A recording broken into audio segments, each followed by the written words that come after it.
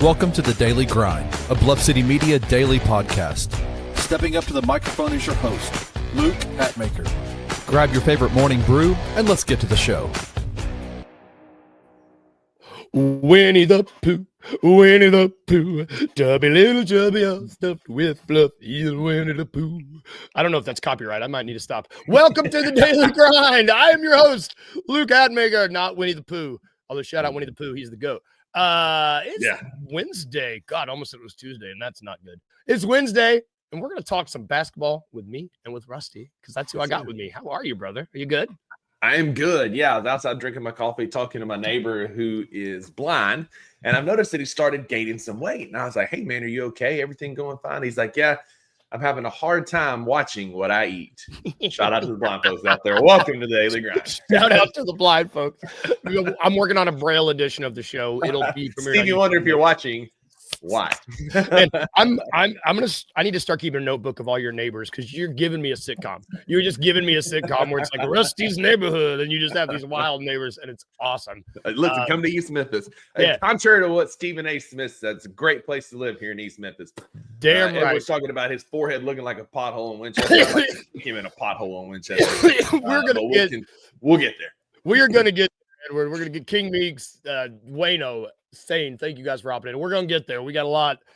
I took stuff off the agenda today because I wanted to really talk about that, because we got stuff to talk about. But let's talk about, like, I guess, logistic stuff first, because one bit of business, I guess, that has been making the rounds outside of the Desmond Payne trade, because that happened, is the chances that Santi Aldama who is a restricted free agent, is signed and traded.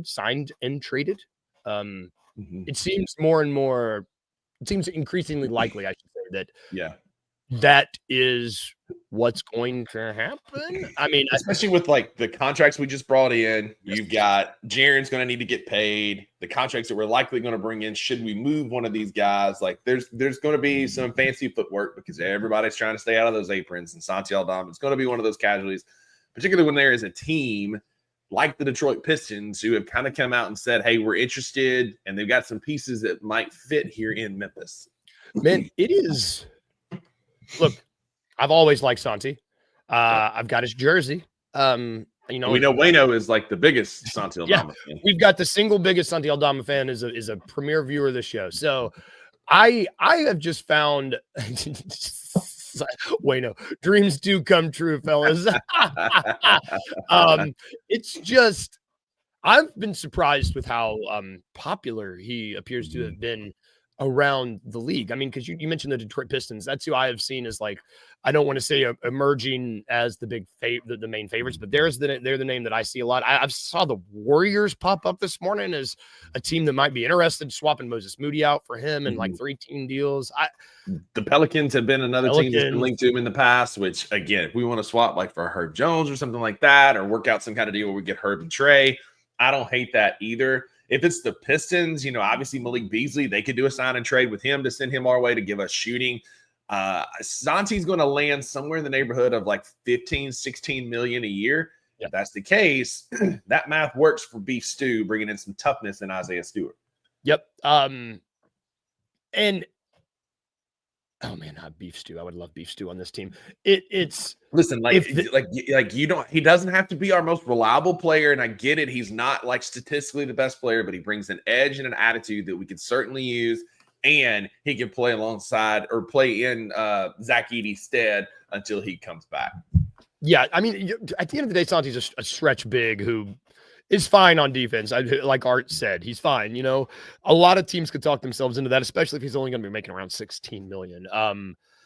I do think that the odds are I'm going to have to get a new Grizzlies jersey now, because Santi's gone. Dez is gone. Too. Yeah, God. But I just think that due to, especially with the news that the Grizzlies are all in on Jaren and Ja, and that they seem all about making the necessary cap adjustments to extend and pay those dudes, it does seem like Santi is going to be one of the casualties of this, especially if he can bring back better returns, Yeah, agreed. It's something like Santi should fit in this system, but I feel like what we've seen of him so far, he is what he is. He's an absolute liability defensively. And he's going to provide some inconsistent shooting. And Zach Kleiman does not have the luxury of time for inconsistent shooting. So we're going to have to find somebody that we can rely on a bit more. And I think Santi and a sign and trade can bring that in. Yep. This is a good question. Before we get to the next topic, shout out DG. If you had to buy one Grizz jersey right now besides 12 or 13, who would you buy? Probably either Jalen Wells or your favorite player, Daniel Greer, in Zach Edey. But I'm going to say Jalen Wells. I would say Jalen Wells as well. I've got a Vince Williams Jr. jersey that I bought last year that hopefully I can keep wearing. We'll see. But yeah, I think Wells is by far the answer there.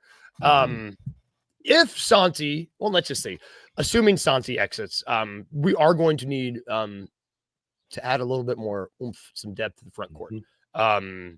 Whether that be through the draft or through trades. You sent me a name.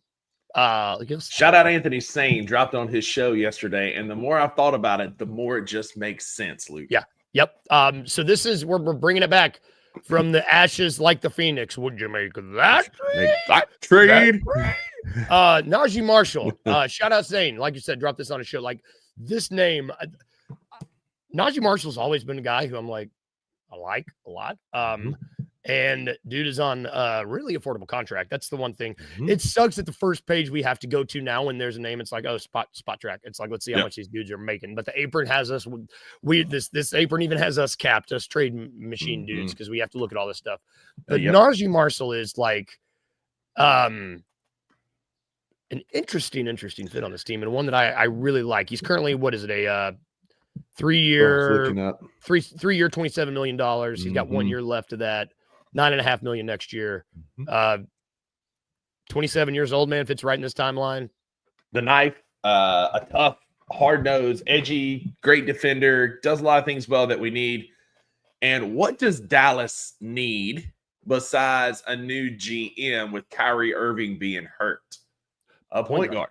Yep. What do we have? Cole Anthony, who's a point guard. And if you could package Cole Anthony and go get Naji Marshall, and maybe if they would like move off of like a Daniel Gafford or even a PJ Washington, like you can make a deal with Dallas. It's very intriguing, but they need a point guard. We need some toughness. Give me Naji Marshall the knife. He's a plus defender. He's a decently reliable 3-point shooter.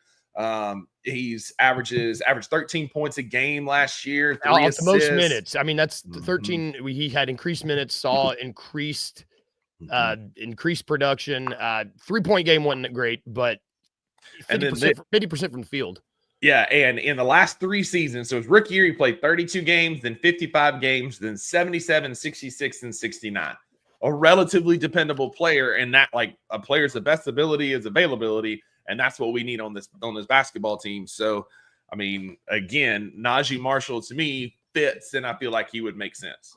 Shout out Art. Cole Anthony, J Huff, couple seconds. You go get Naji Marshall right now. I mean, that's it. You can honestly make the math work with J Huff and John Conchar in a couple of seconds, but depends on how desperate Dallas is. I know they need a point guard. If I'm going that route, like with the math and stuff that's there, you could do Cole Anthony and you could throw, John Conchar and J Huff in a couple of seconds, maybe a first, and then you could get Gafford and Naji Marshall, and the math would make sense. Yeah. And Naji Marshall, I mean, like at the end of the day, the goal is to make your 8 players, your top 8 to 7 to 8 guys better. Naji Marshall slides into those top 8 dudes. He's a good defender. He can solve a lot of issues we're having at the wing, help consolidate our wing jumbled mess. And the most important thing, Luke, is it allows us flexibility to be able to sign Jaren this summer, so we don't have to worry about fooling with free agency next summer, which unfortunately to the nerds out there on that side of the fan base is likely going to happen. Yep. And I mean, that's every one of these moves, every move that we have talked about, that we foresee happening, it's all made with extending Jaren Jackson Jr. in mind. It doesn't seem like they are not playing that game where they're not going to let him. He won't even sniff free agency, man. He'll never sniff free agency, and it's going to hurt a lot of feelings. But the franchise very loudly on Sunday, on Father's Day, said that this team, the keys are in Ja Morant and Jaren Jackson Jr.'s hands, and we're going to build around those 2 dudes. Which I mean, I have more respect for Zach Kleiman with how he has gone about this offseason so far than I have in the past on a variety of reasons. One, his just swiftness to actually do things, and two, his not being satisfied. He was like, pardon my language, this shit ain't working. I need to change it. Yeah. And he did. And he's making moves and what appears to be with his hair on fire. Like, hey, this is the summer that my job matters. Like, I've got to do something. It's make or break summer for me. And he's done this before where he's went and got a bunch of assets and didn't do anything with it. I know we're going to talk draft picks here in a minute, and a guy that I'm big on if we do keep the 16th pick. Yeah. But we've got to add some bet pieces around to make this team better, or we're going to have another press conference before the season where we got unintentionally younger, and it's like, bro, that's you. You got us younger again. That's you, my man. Let's transition. Naji Marshall, another option, which we have a draft pick now. It's something that we have to talk about. We don't want to, we talked about this yesterday. We are by no means wanting to rely on youth at all. This is about a 9th or 10th guy that might pop and be good. But one way to bolster any sort of front court depth here is through the draft. And one target, the Chip, shout out Chip. Going to be getting a lot of Chip talk, a lot of Chip Williams, Chip, a lot of Chip. You'll see him on the 2 Buck Sports Show on Friday. We interviewed him last night for a segment there, and I understand he's going to may or may not be making an appearance on the Daily Grind next week. So just keep an eye out for him. But he gave me a list of guys to keep an eye on, and this guy popped out for you, and I'm going to listen to you when there's a guy that you like because you were right last year. So Derek Queen, this is a straight up target that Chip gave for me to look at. This dude is pretty good. He's a freshman out of Maryland. He's a big, average 16.5 points last year. Would be some comps for you. Sabonis Diallo. So the best comp that I saw that really spoke to me was a guy named Zach Randolph, in the way that he can just get in his bag in the post and make plays. And that's what Derek Queen is, the type. He's the throw it to the hand and clear out kind of a player. He's a great offensive player. Like you said, 16.5 points, but 9.2 rebounds, 1.9 assists as a big man, like almost 2 assists per game. That's really, really, impressive for a guy who's 6'10", and he's super smart. He's a freshman. He's got a high motor, and you give me a guy that's athletic, big, and very high motor, and I can work with that. Now, there are some defensive issues. He can get a bit lost sometimes, but he plays well in space. He can dribble. He also reminds me of a guy that I was big on in the draft last year, one Kalel Ware, who can run the floor. He's a rim runner. He's a great just offensive weapon. He can be very dominant. Now, also, again, he's young. He's kind of a project defensively. He needs the right defensive system. Theoretically, he can guard 1 through 5, but he's better as like a roamer or a switcher, which we have in Jaren Jackson Jr., so that makes me a bit nervous. But again, athleticism, he's really light on his feet. He runs the floor really well. Lateral quickness was an issue at the combine, but again, those are combine numbers. If you watch the tape, this guy can absolutely play. Yep. And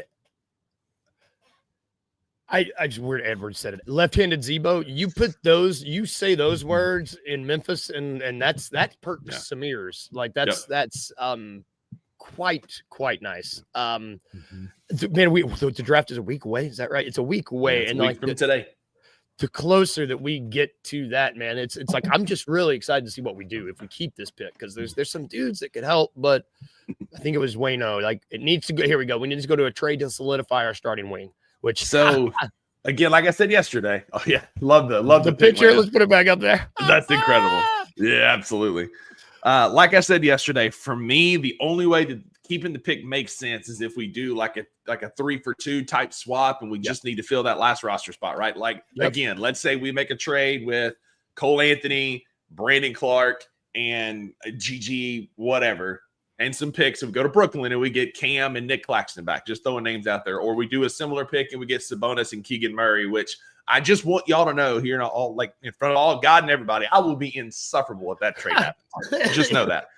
But if we do like a 3-out, 2-in, we can use this pick to add that last roster spot. I'm completely fine with that. You take a chance on a young guy then, because you've got your, as you said earlier, your top 8-9 guys solidified. And then we can take a chance on a Derek Queen type player. But But yeah, otherwise, we ain't getting younger.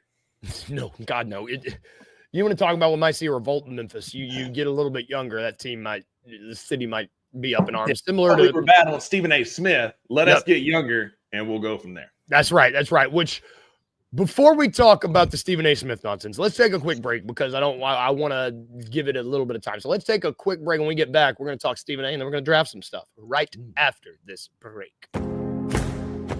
Looking for an alternative to alcohol or conventional medicine? Check out Ounce of Hope, a Memphis-based dispensary with 2 local stores in the Sanderland Center and on South Cooper Street. You can get all the products you need in a location convenient to you. Each store offers an intentional shopping experience with dedicated bud tenders to answer all of your questions, from product selection and mushroom blends to our personal favorite, the Delta 9 seltzers. You gotta try the Peach Buzz. Try Ounce of Hope at either one of their 2 Memphis stores or at www.ounceofhope.com for convenient products shipped right to your door. Use the promo code BluffCity for 15% off any order, excluding sale items. Cannot be used in conjunction with other promotions or discounts. One use per customer.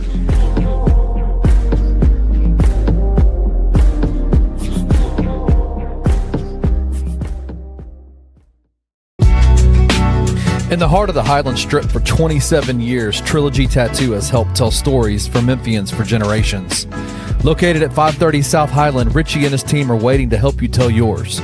From tattoos to piercings, your body art should be as unique as you are. Voted a Memphis Flyer top 3 tattoo shop in the city of Memphis since day one. Your story will be safe here at Trilogy Tattoo. Open 7 days a week, Monday through Saturday, 11 to 11, and 3 to 11 on Sundays. They have convenient times waiting on you.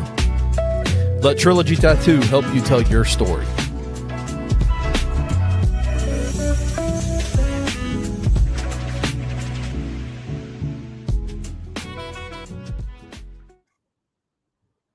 Welcome back. God, man, I tell you, I want to tattoo so bad again. They're addicted, man, bad, dude. The best thing I ever heard about tattoos, my dad told me they were addicting, and I was like, that's not true. One, they are, and when you get the itch, yep. When you get the itch, it is awful. It's awful, man. It's like, God, I gotta get one. But I digress. Ounceofhope.com, promo code BluffCity. Go to Trilogy Tattoo, get tatted up. Support the 901, because tell you who hasn't been supporting the 901. The 901 versus Stephen A. Smith. This,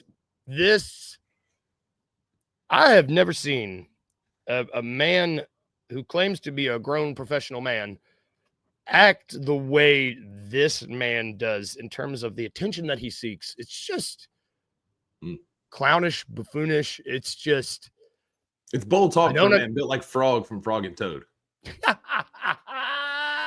I love Frog and Toad, but not him. It's just, to me, it's just like, man, it's a poor excuse. You claim to be a journalist, and it's just not journalistic. It's everything about it, which, for those of you who don't know what we're talking about, I mean, I don't even have the clip in front of me. Stephen A. ran his mouth saying that, like, players are scared to go to Memphis, the city. Yeah. He said Jimmy Butler and others have told me that they don't feel safe going to Memphis. Mind you, Jimmy Butler played in Chicago, in Miami. There are professional franchises in New Orleans, in Detroit, and again, Chicago, and all these cities that have crime. Listen, crime is everywhere. There's no secret that Memphis has crime issues, but to lump us all in and define us by the one negative aspect of our city is a wild take on national television. Jared's right. As a guy who works for sports media, Jared, Stephen A. Smith is not a journalist and hadn't been in a long time. Nope. He is a pure rage bait, clickbait artist, and it worked. It's got me over 12,000 views on a couple of tweets yesterday, and it's just like he's a shock jock, and that's all it is. He's like the Howard Stern of the sports world. He's just going to say the most outlandish, crazy things to get people to click and get mad and get upset, because then he gets paid. From a journalistic integrity and a sports mindset, he is long ago fallen off that wagon. Like, I have no respect for him as a journalist anymore. I haven't in a long time. And truthfully, I don't watch ESPN really much anymore because of that. Yep. But just to attack a city that is working hard and full of good people and has a soul and a heartbeat to it like Memphis does, because of some statistics that you see that every city sees and every city has. I mean, you can turn on any news station around the country and there's violent crime in every city. You just know to be smart, right? And then to these nerds that come at me in my comments and my mentions yesterday on Twitter, like from Arlington being like, oh, it's not safe. I can't take my family downtown Memphis. Like, bro, I live in East Memphis. I go downtown all the time. I've never had an issue. Every time I visit, I only visit downtown. It's like that. It's the place that I go. I mean, the players go out without security. I've seen Grizz players in Overton Square and downtown and Main Street. I've seen BK walking his dogs on Main Street. Like, they go out without security all the time. Like, if it was such a hectic, crazy thing, you would think they'd have security. And so for me, like Stephen A. Smith, I've wasted all the energy I'm going to waste on him. He's an absolute clown. John Morant clowned him only for Stephen to clap back one more time to make himself look even more foolish. But as always, it's Memphis versus everybody. Memphis versus everybody. Man, Ja showed why he is for real. That shout out Art. You mentioned Ja clapping back. It's just he didn't even clap back. You want to talk about acting like a professional? John Morant handled this thing like a damn professional, and then Stephen A. was just like, oh yeah. Absolutely. He quelched the trade rumors yesterday saying that he's going to be in the 901, source me 112. Yep. And then calling out his cap ass sources and just a sorry take. And again, like what everybody else has been saying, like we're in the middle of one of the best finals we've had in a long time. Just great basketball. And instead of focusing on that, they're talking about like crap that doesn't even matter. Yes, we just traded Desmond Bane, but we're not blowing up the team. People aren't asking out. And the people that don't want to come here is because it's a small market. It's because it's not LA or New York with the big fun things to do. But the players who do come here don't leave. And that tells you everything you need to know. It takes a special type of player to come to Memphis, and then they never leave. Yes, even the ones we hate. Even Chandler Parsons, who I hate. I don't even say his name. I just said his name. Like, that dude didn't want to leave here. Like, it's just – and the fact that the dude, Stephen A., just like, it's just so clear that he doesn't know what he's talking about. He doesn't care about this basketball because all he is doing it is making about himself. And it's just disappointing and disgusting because someone who does have a platform like him, fortunately, however you view it, could be using this to draw eyes on a really incredible small market finals. But instead, he's talking about Ja making it about the Grizz trading Bane, and he even says, and your possible extension. Brother, what are you talking about? Ja, like, what are you? He's not up for extension for another couple of years. Like, we're focused on Jaren. We're like I agree, man. Like, it's mind-numbingly frustrating when national news media members clearly don't pay attention to Memphis, but then try and speak on Memphis. Like, you saw it all week. Again, we traded Bane, so we're blowing up the core. No, if you paid attention to Memphis, you knew that Desmond Bane was going to be the first one of our core three to go, and it happened, right? Yeah. It's again, like Stephen A. is an absolute clown and has no business in the sports world. He belongs more like TMZ or one of those crazy, reality shows. Yeah. He is a desperate housewife is what he is. He's desperate housewife for attention. Desperate housewife, ESPN edition. Yeah, that's enough about him. Grizzlies versus Memphis versus everybody, man. You said it best. We're going to end the show on some drafting stuff. Now, we just got done talking about how we're in the middle of one of the most enjoyable small market finals that we've seen in recent memory. It's also these are two really young, promising, let's say the future of the NBA. It's a future wave of NBA teams. And so with it being draft day, not the movie, draft day, not the movie. I wanted to, and this is more of a discussion. We're not going to go against each other on this because I wanted to talk it out. We're just going to draft together the top 5 best young cores you would like to be over the next 5 years. Because I think it's worth what everybody thinks about youth is going to be a little upended now because of what this Thunder team has done. If they end up winning the chip, kind of changes the story on how young is too young, whatever. Looking at the next 5 years, like which core, who do you think is the number one core you would want to be for the next 5 years? Is it OKC at this point? I feel like that's kind of the easy answer. Like, it has to be the most obvious answer. Yes, Jalen Williams, Chet, SGA, like, it's still a young core, but that core's going to get broken up pretty soon because they're all going to get paid. So I feel like OKC belongs up there. Like, we can say that, that's fine. To me, it's Detroit, man. Just what they built there in Detroit. Like, Cade Cunningham's the only one getting superstar money right now, so they haven't had to pay Jaden Ivey or Jalen Duren yet. They've also got the Oscar Thompson. Like that Detroit core to me has got a lot of untapped potential. You know, Duran was out, Ivy was out with some injuries throughout the year. But if those guys are healthy and they can re-sign Malik Beasley and get that team going, to me, Detroit is probably primed to be the next OKC with a young core that just kind of clicks because they've got the right vets around a great young core. Yeah, I like Cade a lot too. I think Cade is, if you're looking at a guy that can, I like Cade way more than I like SGA. Yeah. Man, I'm glad you said them because I do think that they, shout out Art. They do remind me of that old grit and grind guy. They're just very reminiscent of that. And like they're ahead of schedule because they were good. They gave the Knicks fits this year in the playoffs. Like I wanted like 2 7-game series of that. But like they're to me they're the closest to taking that OKC step of the teams. GG stole my next one. I love the Orlando Magic core, man. I think Banchero is a future MVP. I've been high on him ever since he came in the league. I know DG, he's a Duke guy, and I know you love that. But then you add Desmond Bane as a great piece alongside Franz and Jalen Suggs and Banchero. Yeah, like there's so many good players that are on that team that are young and that have got a lot of potential. They got bit by the injury bug last year. I think Jamal Mosley can figure it out. And listen, like people are giving like the Magic hell for, you know, they could have went and got anybody and they chose Desmond Bane. And I think they chose Desmond Bane for a very specific reason because he fits the timeline. He is a great catch and shoot 3-point option. Again, he made 51% of his open catch and shoot threes last year. Like the guy is what he is. He's a great offensive weapon. You pair him beside Banchero as a point forward, Jalen Suggs, a true point guard. He doesn't have to bring the ball up anymore. Big future potential for the Orlando Magic. Yep. I like Magic are up there for me too. I think when like a year ago when we picked our favorite players under the age of 25, I think Paolo was number 1 for both of us. I think we're like super big on them. I also, I think it was Art. I like what the Rockets have too. Yeah, they were my 4th team. I mean, you talk about a good mixture of youth and vets. You got Tari Eason, you've got the other Thompson twin, you've got Jalen Green, you've got Jabari Smith, you've got Reed Shepherd who's not even playing.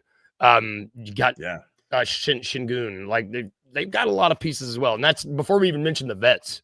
Yeah, they just shored up Steven Adams. They just shored up Steven Adams for 3 more years. Fred VanVleet is a question mark. Like, could he come back?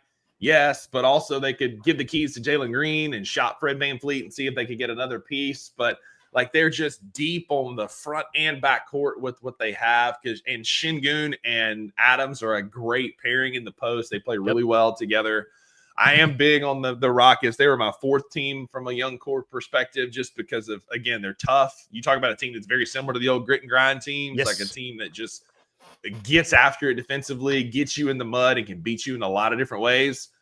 I mean, and Jalen Green is one of those guys. Yes, he's inconsistent, but also he's one of those guys that you can look up and he's got 38 on you, and you don't know what happened. We saw that in loud Memphis. 38. He hung 38 on us quickly. Yeah. I like the Rockets. And then my last team that I'm going to stick in Texas for, I mean, you have to talk about the San Antonio Spurs. We are alive. With Stephon Castle. Like that team is so good. And now you got De'Aaron Fox, who's still a relatively young NBA player. But the 2nd overall pick in this draft. I mean, that's it. You go get, Dylan Harper or whoever they're going to pick there. Like there's so much potential with this Spurs team, and it's scary because they're in our division. We play 4 times a year. But there's a lot to like with what the Spurs have done with this roster. Yeah, I love. We are aligned 5 for 5. I just think that those, and you know what's interesting to me? We didn't even mention the other team that's in the finals. Like we didn't even mention the Pacers.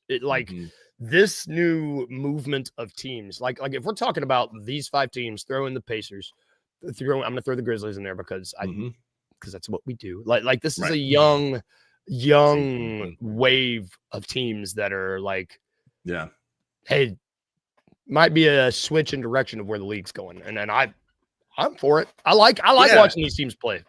It feels like we're on the cusp of something like a rebirth in the NBA. Because to me, like the 90s was like peak NBA, but I'm also a fan of great post play. So like the 90s was like peak NBA and it kind of lulled. And like it came back a bit in the 2010s and kind of lull, but it feels like we're on the cusp of like a brand new NBA with a lot of young, fun superstars, Luke, that play great on both ends of the court, that are great brands, that are going to be fun to watch for the next 10 to 15 years. I really think we're in for some really good basketball ahead of us. And I'm excited the Grizzlies are going to be a part of that with our young core, adding some vets around Ja and Jaren.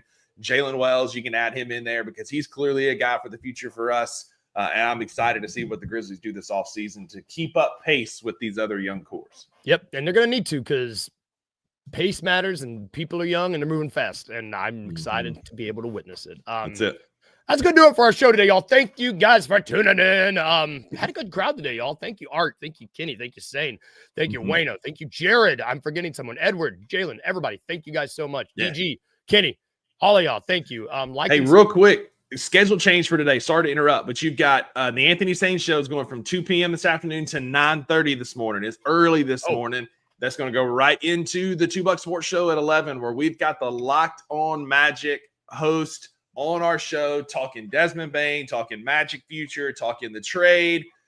We're going to get his take on the Eastern Conference, so definitely tune in at 11 o'clock today. It's going to be a great show.